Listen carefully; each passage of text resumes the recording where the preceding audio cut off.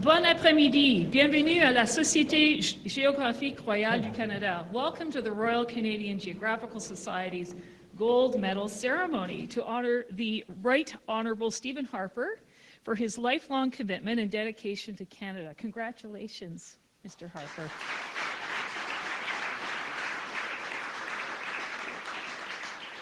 This ceremony is taking place on the occasion of the 20th anniversary of Mr. Harper's election as Prime Minister in 2006. Welcome back to Ottawa, and to you, Mrs. Harper, and your family. It's so good to have you back in Ottawa. We're really, really pleased. Et au très honorable Jean Chrétien, le 20e Premier ministre du Canada, nous sommes très touchés que vous avez accepté notre invitation de participer aujourd'hui pour démontrer votre amitié avec Mr. Harper. You guys are really good friends, we hear.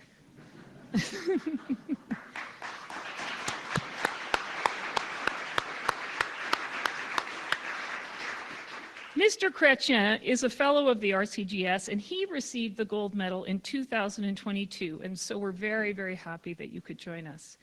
Thank you to Elder Claudette Commanda and the National Chief of the AFN, Cindy Woodhouse, for being with us, as well as many friends from the diplomatic community and many current and former parliamentarians. I've seen many of you today. It's so great to have so many people from the Hill.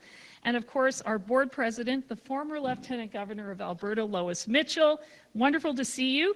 Lois is going to be presenting the gold medal in just a few minutes. And of course, many of our board members are here. Before we begin, I'd like to welcome everybody to the traditional unceded territory of the Anishinaabe Algonquin people.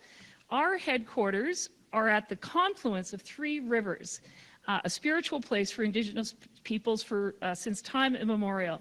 Nous remercions les peuples autochtones d'avoir partagé avec nous leur connaissance sur l'importance des rivières Ottawa, Gatineau et Rideau, qui constituent un lieu important pour notre cérémonie et notre conversation aujourd'hui. Donc, chi miigwech. We also have the Mayor of Ottawa here. Thank you for coming.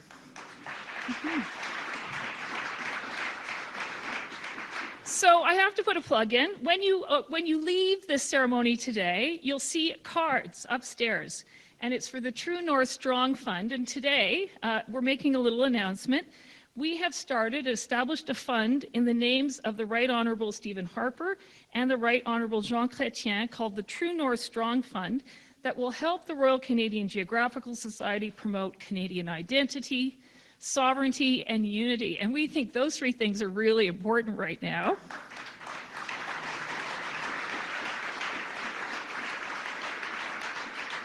And thanks to some early donors, we've already received $30,000 for this fund. Pretty good. Thank you. So as you depart today, we'll have a reception upstairs. The cards are right up at the reception desk, so we encourage you to just take that little QR code and give what you can to the RCGS. So we are living at a time when we really need to bring the best minds of this country together for the betterment of the country. So in that spirit, please rise for the singing of God Save the King and O Canada.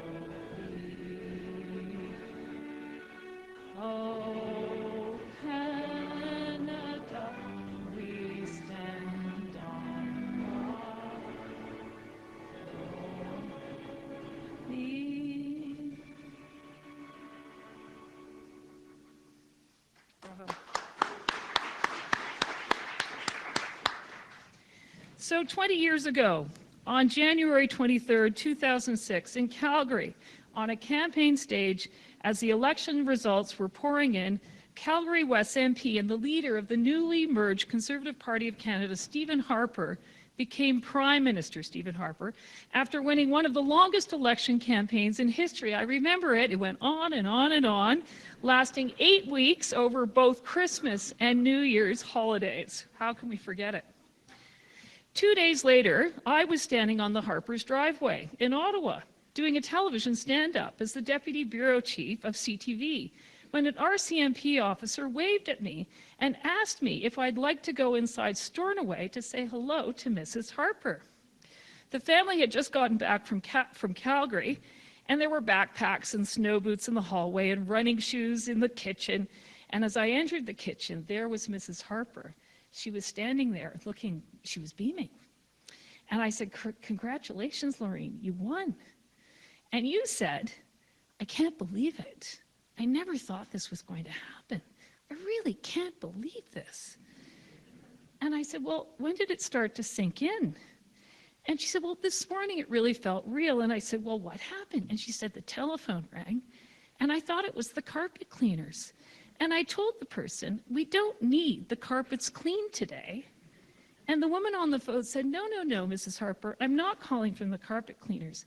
I'm calling from the White House, and I have George W. Bush on the line." So I guess that's when it really started to sink in. And of course, it was a different time in Canada and the US relationship. So thank you, Mrs. Harper, for taking on this incredible job. So I'd like to welcome the Right Honourable Stephen Harper to the stage with our board president, Lois Mitchell, to present the Royal Canadian Geographical Society's Gold Medal.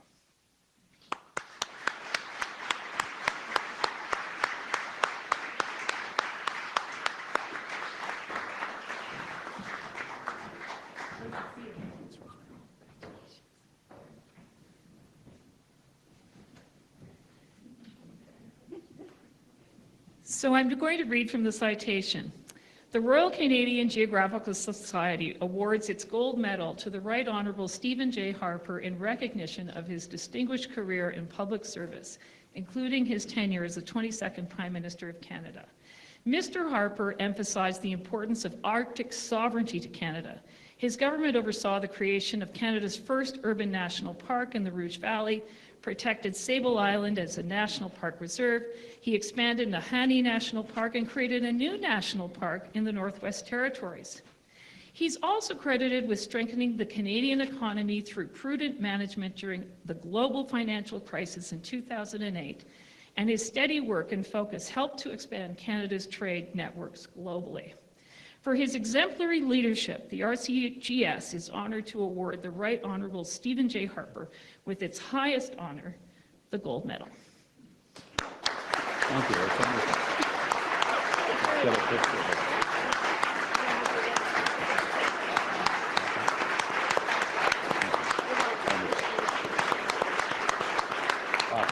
Over here. They got to get us looking straight ahead. Everybody wants a picture.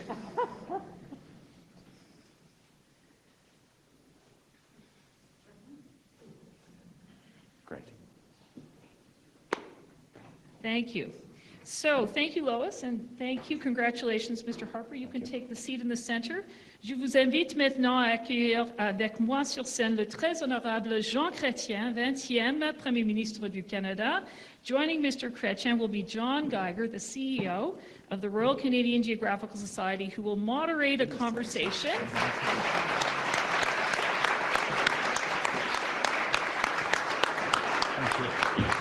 Between two former prime ministers about, what are they talking about? Canadian unity, identity, and how we protect a country we all love at a time of very complex geopolitics. This is going to be good. Enjoy. Thank you, Rosemary, and thank you, honorables, for joining us today. 4 years ago, the historian J.L. Granatstein created a list of Canada's national interests. He argued few Canadians think about them and that the federal government scarcely ever bases policy on them. It was a very short list, so here they are. The first, Canada must protect its territory and the security of its people. Second, Canada must strive to maintain its unity. Third, Canada must protect and enhance its independence. Fourth, Canada must promote the economic growth of the nation to support the prosperity and welfare of its people. And fifth, Canada should work with like-minded nations for the protection and enhancement of freedom and democracy. I think it is probably fair to suggest that Canadians are thinking about those national interests more these days. We find ourselves at a moment that is unprecedented, I think, in our lifetimes, and for which many are concerned about the national interest. So thank you both for being here, and Mr. Chrétien, particularly thank you for your presence, which is an honor to Mr. Harper. I would like to begin with a question for both of you as two Canadians who have devoted your careers to strengthening Canada. You both had a strong interest in the Arctic.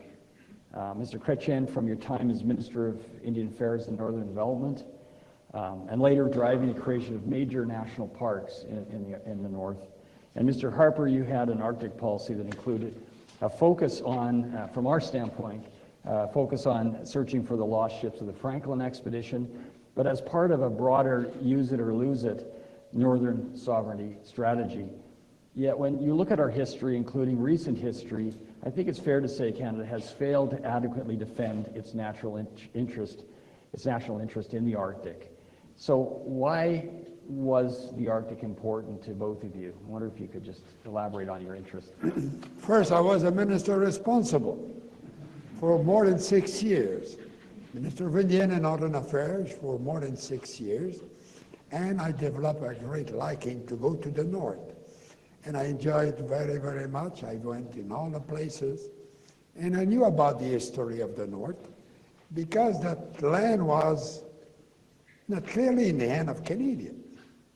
And it is under the time of Louis Saint Laurent that Gordon Robertson, who was a deputy minister of my department, started to move some Eskimo from northern Quebec to Grise Fjord to clearly establish the presence of the Canadian on the Ellesmere Island. And it is quite recent that it was challenged at that time by the Danish. And the move made by Mr. Saint Laurent led me to visit Grise Fjord. And I was the first minister to go there ever. And this week I received in my office the grandson of the mayor when I visited that in 1970, who had been the premier of Nunavut. So my connection with the North go far, and I'm happy that it's clearly Canadian. And now some people look at Canada and would like to take it over from us. But we stand on guard, don't worry.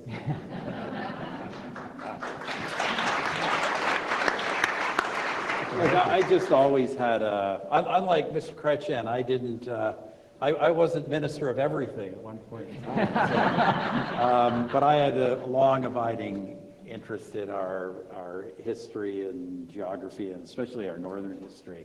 And I'm always fascinated that the French and British actually fought naval battles in Hudson Bay. Like, it's unbelievable. Such a great part of Canada. So look, but my concerns were different. I think the reality is, in law, Canada took possession of those territories in 1870 and then 1880. But the reality is Canadian sovereign presence is extremely spotty, especially up until the 1950s. And even after that, we've kind of had periods of neglect. So, I believe that in the geopolitical circumstances I was taking office in, that there were long-run threats to the North were actually quite serious. I think I've been borne out in that regard. I didn't anticipate them being our southern neighbor. But nevertheless, we have to be able, my view, especially now, we have to be able to do surveillance and reach and ultimately defend all of our land, seas, and skies without the support of allies. And I think we're entering an era where with new technology, that's actually quite feasible for us to do. So, it's turned out to be more timely than I thought. Absolutely. I don't doubt for a minute that most Canadians have a deep loyalty to their country. You see outbursts of patriotism every now and then. Recently with the Four Nations Cup last year, just an enormous That was outpour. the best, Connor McDavid, that was the best moment of 2025. Absolutely. Connor, hopefully we have If only a another, prime minister could do something like that. hopefully we'll have another Connor McDavid best moment in the next couple of weeks as Canada, of course, competes, Team Canada in the Olympics. But outside of sports, how do we reinvigorate a sense of Canadian patriotism, especially following years in which we were told that Canada is a country without a core identity, without a mainstream? How do we get Canadians excited about the country? Well, let me just tackle that one quickly. Look, we are living in an age. The one thing, and I travel around the world on business now, still do a bit of politics. The one thing about this world, whether we like it or not, we are living in an age of nationalism everywhere, revived nationalism. And there is no reason why this country should not be as nationalistic as anyone else. We have a lot to be proud of. It's a tremendous country. I think just about any person and almost anywhere in the world would love to be here, to have the circumstances of our country. Well, we have a great history. Obviously, we have a great land, a tremendous, gift of Providence. Great land, but we have a great history. And, there's been so much emphasis in the past, let's say decade, about all the things we've done wrong. Okay, fine. But look, all the things we've done wrong have been things that like the things we've done right, that we have built upon. We've corrected mistakes, and we've built, I think, quote Mr. Chrétien, the best country in the world. So, let's be proud. And our pride doesn't have to be just, not liking Donald Trump. We should be proud in who we are as a people and as a nation.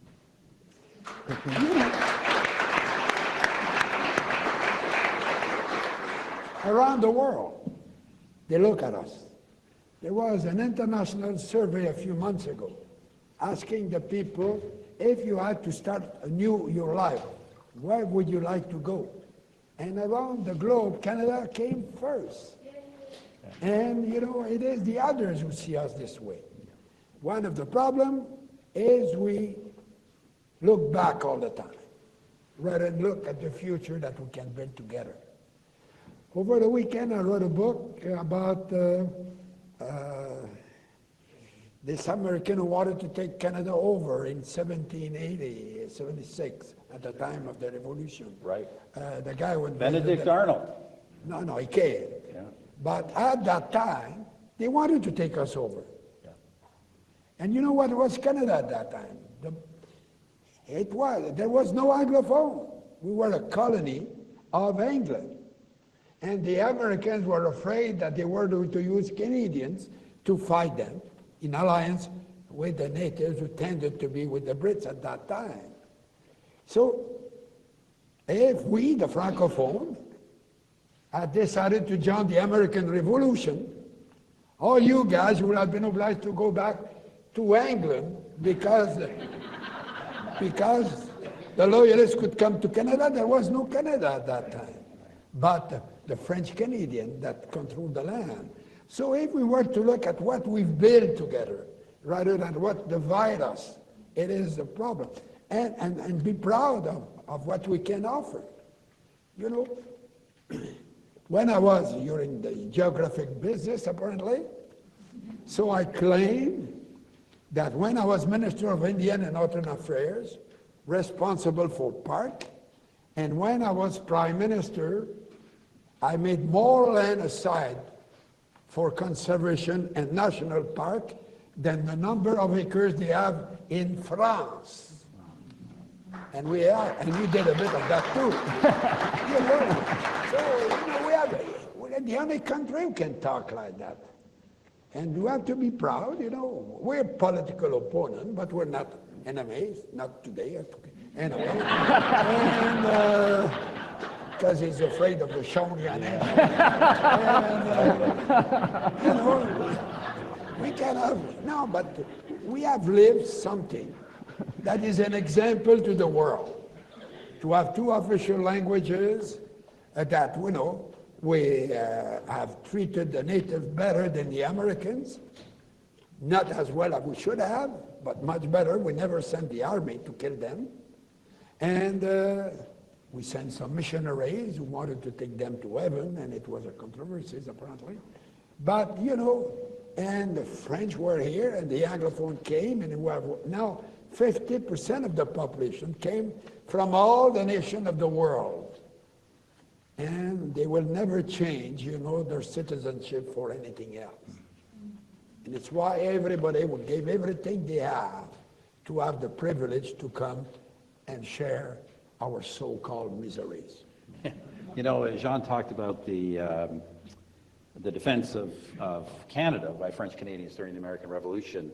Our organization, Government of Canada, RCGS, we spent a lot of time celebrating the fact that all these different groups of Canadians, French, English, Native, came together to fight in the War of 1812, which is a great moment in history. So we've created this country, created it through joint action, through joint defense, through joint economic building. But I would say that if I can, I gotta get a dig in here. I just say that the American Revolution, the War of 1812 are probably better examples of Canadian unity than the Plains of Abraham. So we'll just mention that. You may have a point.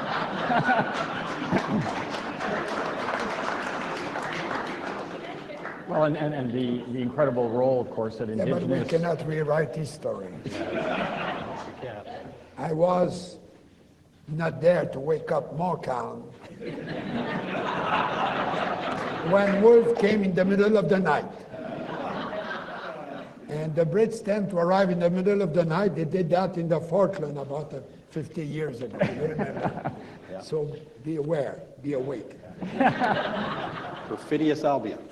But you're right, and the indigenous contribution to the War of 1812, which I think Canada would have been lost without the warriors who intervened. We burned the White House, but we will not repeat it. It's part of it's been torn down by the current incumbent. Well,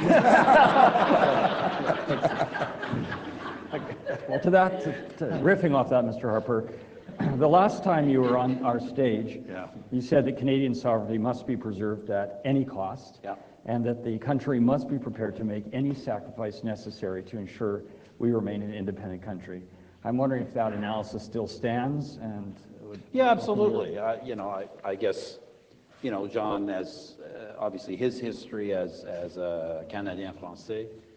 My ancestors came to this country in 1774, 1 year before the American Revolution. My great-great-great-great-grandfather led militia efforts in New Brunswick during both the Revolutionary War and the War of 1812 to fight for the crown.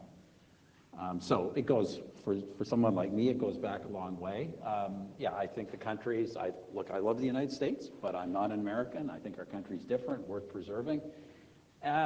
You know, I don't want to suggest that, you know, we should go around kind of accepting unacceptable costs, but the fact of the matter is that the country's worth preserving, that I think there are costs that are going to have to be paid under the current circumstances to do that, but there's also enormous opportunities. It's not all cost. There's a lot we can do that we haven't done to make ourselves more competitive, more wealthy, more connected to the world, and this is an opportunity for us to take advantage of these circumstances. So let's do some nation building. Mr. Chrétien? You know, I'm not discouraged at all. I think that we're living a very important time in the world. It's a big shift. It is probably what I would call the beginning of the end of the American empire. And it has to come. All the empires change. So now, you know, it's accelerating.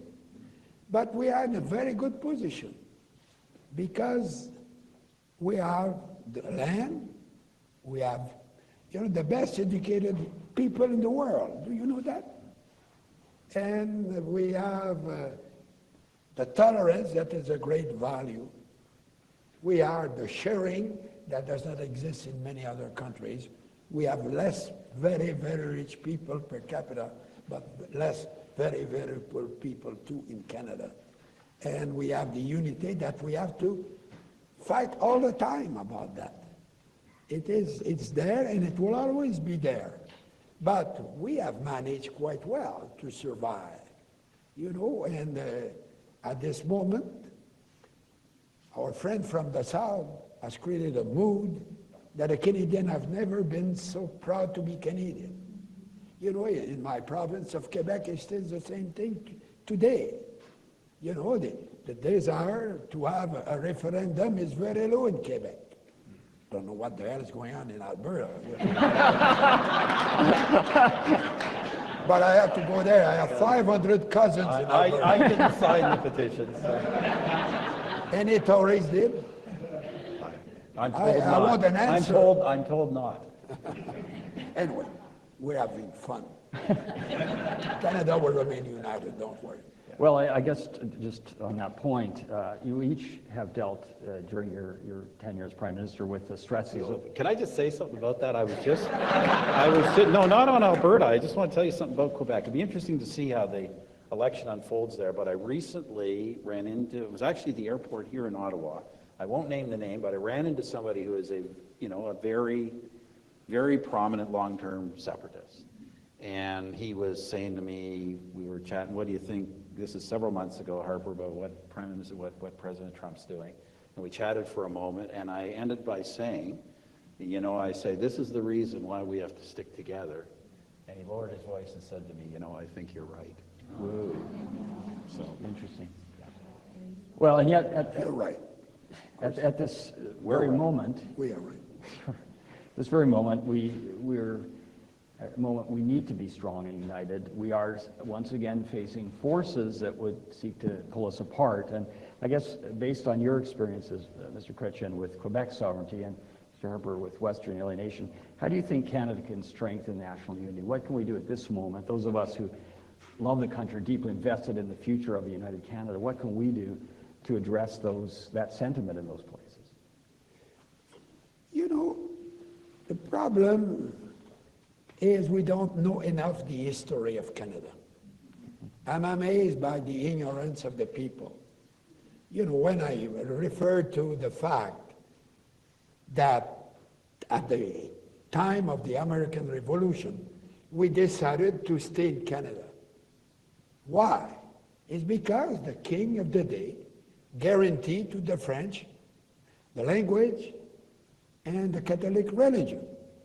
And the Pilgrims of Boston were mad at the British because he had made a deal like that.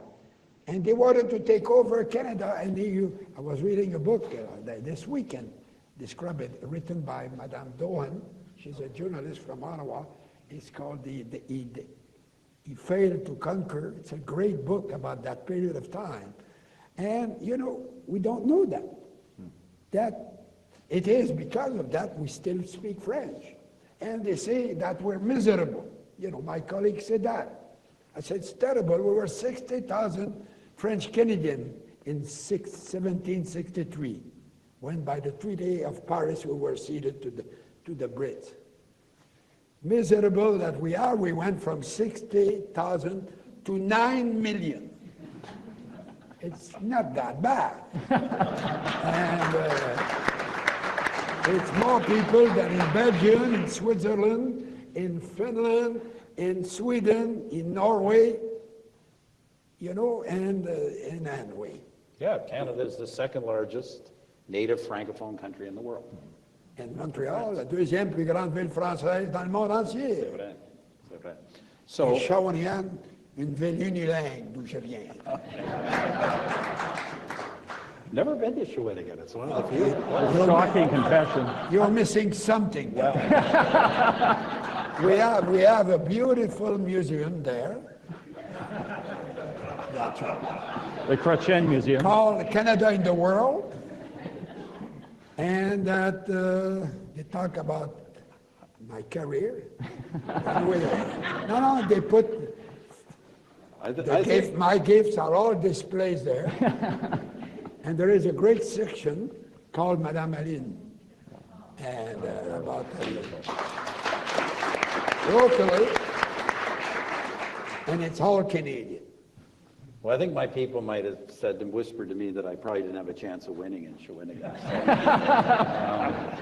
Anyway, I was going to say, I don't want to get too much into the politics. I'll just say this, that, you know, in our time in office, myself and colleagues here, you know, Quebec, the support for Quebec sovereignty went to its lowest level since the early 1960s.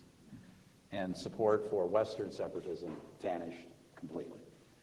So, you know, look, there are people obviously in both parts of the country who think differently, but I think the reality is federal government manages this country right, puts the stress on unity and not on ideological tangents, and there's no reason why we can't pull the country together at this moment.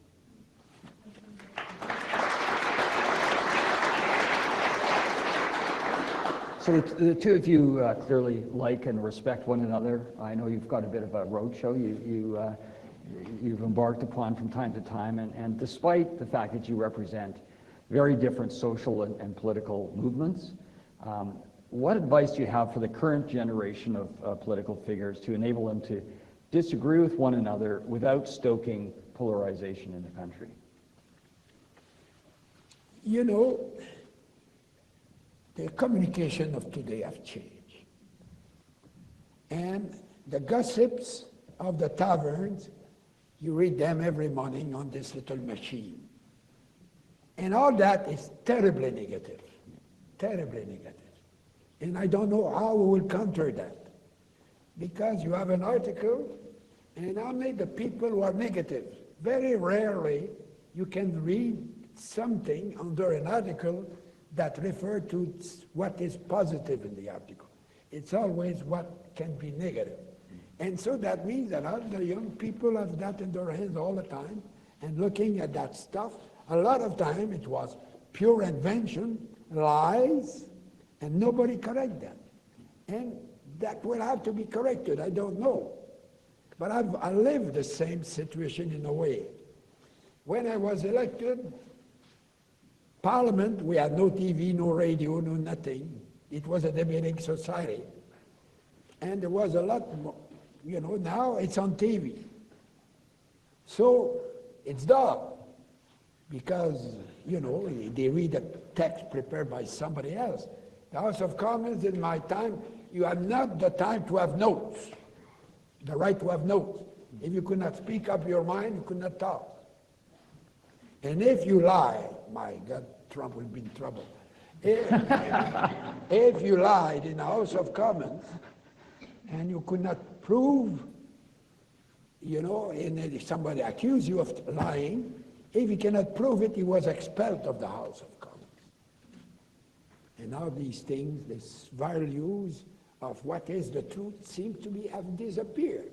They all look with what attract attention, what is attractive for the media and the communication of today. And we'll have to overcome that. But we have overcome the arrival of radio, TV, the television in the house and all that. So eventually we'll find a solution. Probably I will not be there to find it.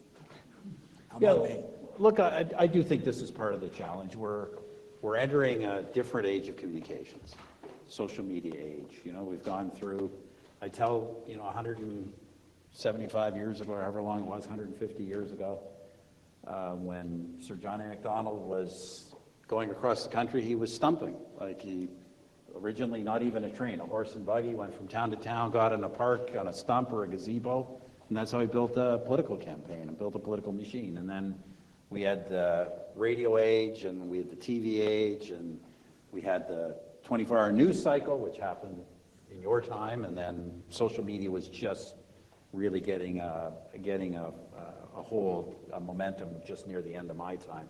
And it's changed everything, because it's a whole new mode of communications, and you know, it's a new challenge for a new generation to master that. And I agree.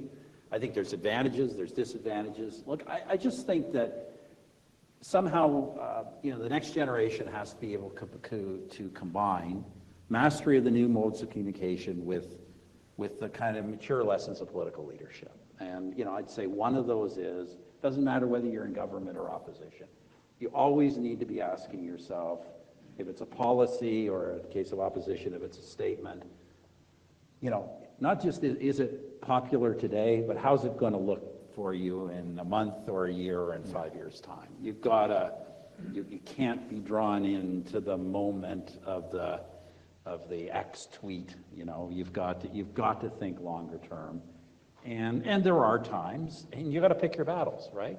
Whether you're government or opposition, there are times like now where, you know, you have to decide, we're not going to fight about that, we'll fight about something. You always need to be fighting about something because the public needs to be given choices. But on big things like, you know, Canadian sovereignty, you need to work together. And there's times where the opposition needs to support the government, and the opposition needs to know that if it does that, the government is not going to exploit that to disadvantage the opposition. So there are times where you've got to use better judgment. No, I guess you voted for the Clarity Act, don't you? I did. I not only did, I put the You first talked to draft. me about it. I put the first draft of it in Parliament. Well, don't But take too I much voted for credit. it. Show a bit of humility. But on that, you know, he was in the opposition. Yeah, I support it. And he supported me, you know, and there was some problem with that, probably for him, not for me eventually. But it is something that nobody remembers. Now nobody talks about it. You know, if you read it, it's not only a vote. The question has to be approved by Parliament of Canada. And if you want to separate, there is a series of steps that you have to follow that are very complicated. So don't think that because one night there will be a vote, there will be a vote to go. There's a lot of steps that have to be followed before this thing happens. And it is because we decided that at that time. Why? Because some people were claiming that with one vote we will lose Canada. Remember that? I remember, I said, that makes no sense. You know, one of my friends in Chrétien would forget his glasses home, and I would not be a Canadian the day after, because he would have voted. And those who were telling that one vote was enough, I used to make the joke that, you know, the NDP, I don't want to talk politics, it's a reality. Their name is an illegal name. They call themselves the New Democratic Party since 70 years. So it's not new at all. So it's false advertising. And they wanted to change their name one day at their annual meeting, and they failed. You know why?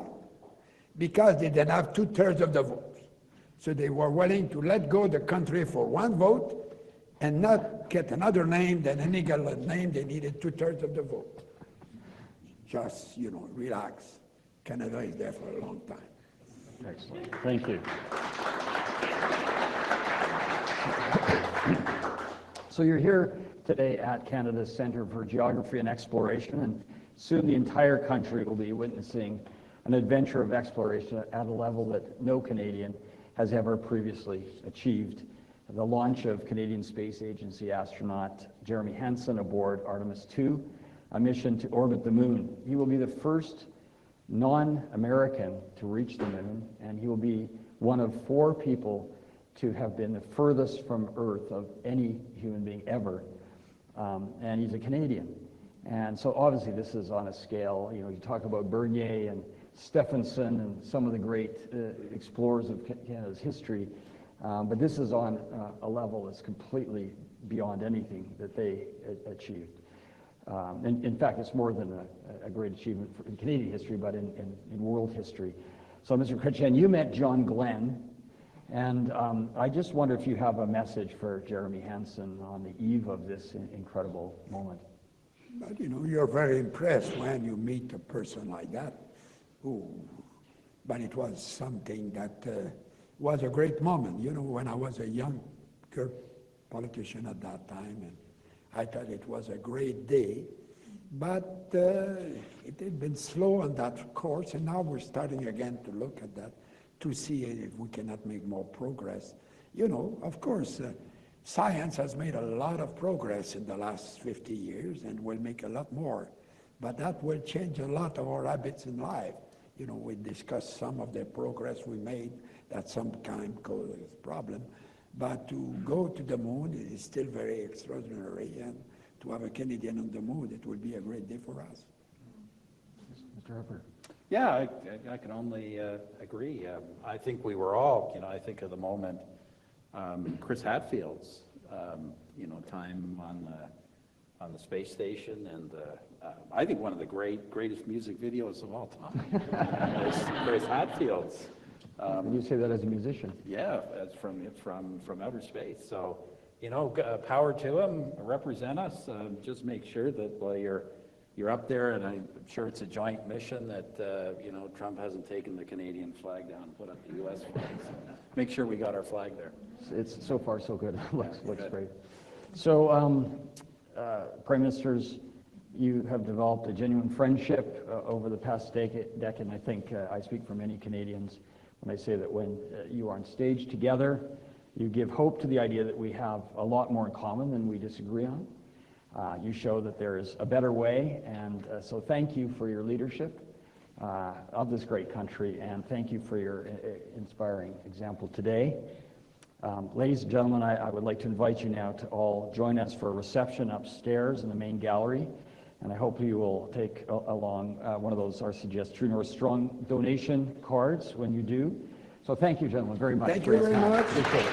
Merci beaucoup. Thank you so much.